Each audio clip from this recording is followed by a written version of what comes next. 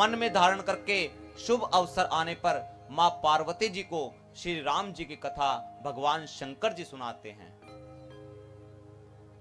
और गोस्वामी तुलसीदास जी महाराज कहते हैं, मैंने नहीं लिखा। देखिए, परम पूज्यपाद गोस्वामी तुलसीदास जी श्री रामचरितमानस की रचना को जब प्रारंभ किए, संस्कृत भाषा में लिखना प्रारंभ किए।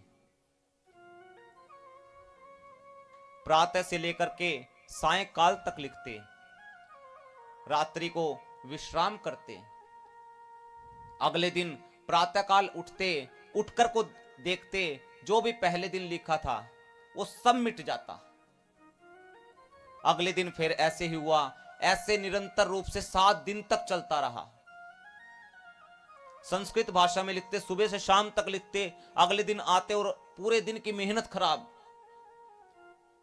7वें दिन भगवान शंकर जी ने गोस्वामी तुलसीदास जी महाराज जी के सौपन में दर्शन दिया। कहा कि गोस्वामी जी, आप इसे संस्कृत भाषा में मत लिखिएगा। कारण, क्योंकि भगवान शंकर जी को पता है आने वाले कली काल में संस्कृत भाषा को समझना सबके बस की बात नहीं। इसे ऐसी भाषा में आप लिखिए जो कि सब कोई समझ सके। इसे अवधी भाषा में लिखना प्रारंभ किया। अब अवधी भाषा में लिखना प्रारंभ किया तो काशी के विद्वान खड़े हो गए रामचरितमानस के विरोध में। कहने लगे, ये कोई ग्रंथ नहीं है, ग्रंथ तो संस्कृत भाषा में लिखा जाता है, ये कोई ग्रंथ थोड़ी ना है। गोस्वामी जी बोले कि मैंने नहीं लिखा। विद्वानों ने कहा, फिर किसने लिखा? गोस्वामी जी कहते हैं, रची महेश निज मानस राखा, पाई सुसमय शिवासन भाषा। भगवान शंकर जी ने लिखा है। गोस्वामी जी को विद्वानों ने कहा, ठीक है, इसका फिर निर्णय भगवान विश्वनाथ जी ही करेंगे। काशी के विश्वनाथ मंदिर में गए, ब्राह्मणों के साथ में गोस्वामी तुलसीदास जी महाराज, और विश्वनाथ मंदिर के गर्भगृह में सबसे नीचे श्री रामचरितमानस को रखा गया। उसके ऊपर 18 पुराण रखे गए, 6 शास्त्र रखे गए, 4 वेद रखे गए, और फिर मंदिर के पट को बंद कर दिया। शाम के समय सभी विद्वान अपने अपने घर चले गए, परंतु गोस्वामी तुलसीदास जी महाराज नहीं गए। वहीं मंदिर के सामने पट बंद है। गोस्वामी तुलसीदास जी महाराज प्रार्थना करते हैं, प्रभु जी राखो लाज हमारी, प्रभु जी राखो लाज हमारी, प्रभु जी राखो लाज हमारी। पूरी रात प्रार्थना करते रहे। अगले दिन प्रातःकाल ब्राह्मण आए, आकर के मंदिर के पट को खोल दिया, और क्या देखते हैं, जिन श्री रामचरितमानस को सबसे नीचे रखा गया था, वही श्री रामचरितमानस सबसे ऊपर रखी हुई मिली। और यही नहीं, भगवान श्री विश्वनाथ जी के श्री रामचरितमानस पर हस्ताक्षर हुए मिले। क्या हस्ताक्षर मिले? सत्यम शिवम सुंदरम। इस शब्द की उत्पत्ति श्री रामचरितमानस से हुई। इसलिए श्री रामचरितमानस के सबसे प्रथम पेज पर सत्यम शिवम सुंदरम है। गोस्वामी जी श्री रामचरितमानस में 7 कांड की रचना करते हैं। कितने कांड? 7 कांड। सबसे प्रथम कांड श्री बाल कांड, दूसरा कांड श्री अयोध्या कांड, तीसरा कांड श्री अरण्य कांड, चौथा कांड श्री किष्किंधा कांड, पांचवां कांड श्री सुंदर कांड, छठा कांड श्री लंका कांड, सातवां कांड श्री उत्तर कांड। ये 7 कांड की रचना गोस्वामी तुलसीदास जी महाराज करते हैं।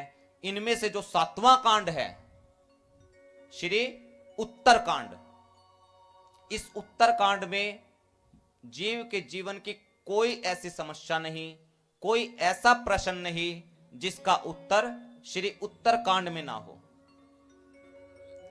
सब देखिए, जो श्री रामचरितमानस है इसके अंदर 4 घाट है, 4 जगह एक साथ कथा हो रही है। सबसे पहला घाट सुनिए, काशी जी का 80 घाट। कौन कौन गया है काशी जी? 80 घाट सुना है आपने? वहां पे 80 घाट, 80 घाट पे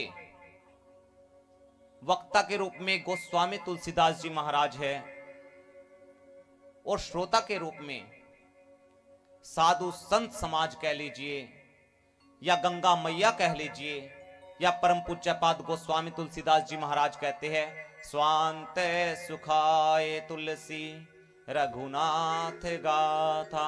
अपने अंतःकरण के सुख के लिए यह कौन सा घाट हुआ?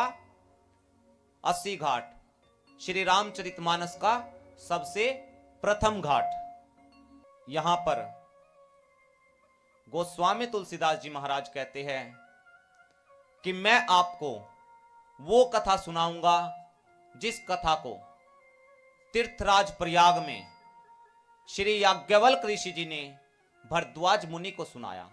अब कहां पहुंचे हम? कहां पहुंचे? तीर्थराज प्रयाग, दूसरे घाट पे। यहां वक्ता के रूप में है श्री याज्ञवल्क्य ऋषि जी और श्रोता के रूप में भरद्वाज मुनि हैं। इस घाट का नाम है कर्मकांड घाट। कर्मकांड संबंधी जितनी भी बातें हैं श्री याज्ञवल्क्य जी ने बताई। जो काशी जी में 80 घाट था वो शरणागति घाट था, उसका नाम। शरण संबंधी बातें परम पूज्यपाद गोस्वामी तुलसीदास जी महाराज ने कही। यहां दूसरे घाट पर तीर्थराज प्रयाग में श्री याज्ञवल्क्य जी कहते हैं कि हे मुनिवर, मैं आपको वो कथा सुनाऊंगा जिस कथा को कैलाश गिरी पर्वत पर भगवान शंकर जी ने मां पार्वती जी को सुनाया।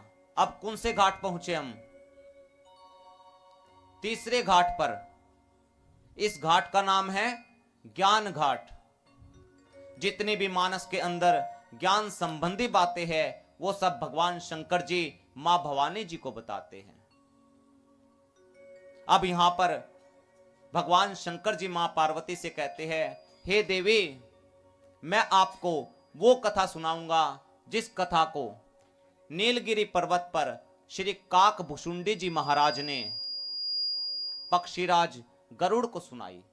इस यहां पर वक्ता के रूप में श्री काकभुशुंडी जी महाराज हैं और श्रोता के रूप में पक्षीराज गरुड़ है। अब वापिस कितने घाट हुए हमारे?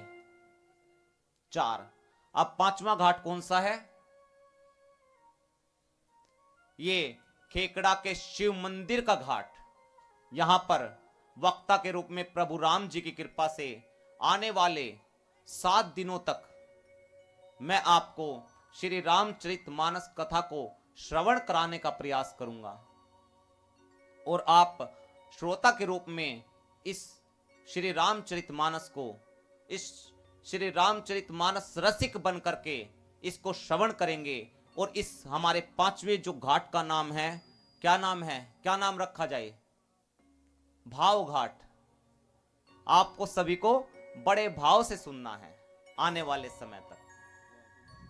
यहां पर चारों घाटों पर श्री राम कथा की महिमा को सभी वक्ता बताते हैं। जय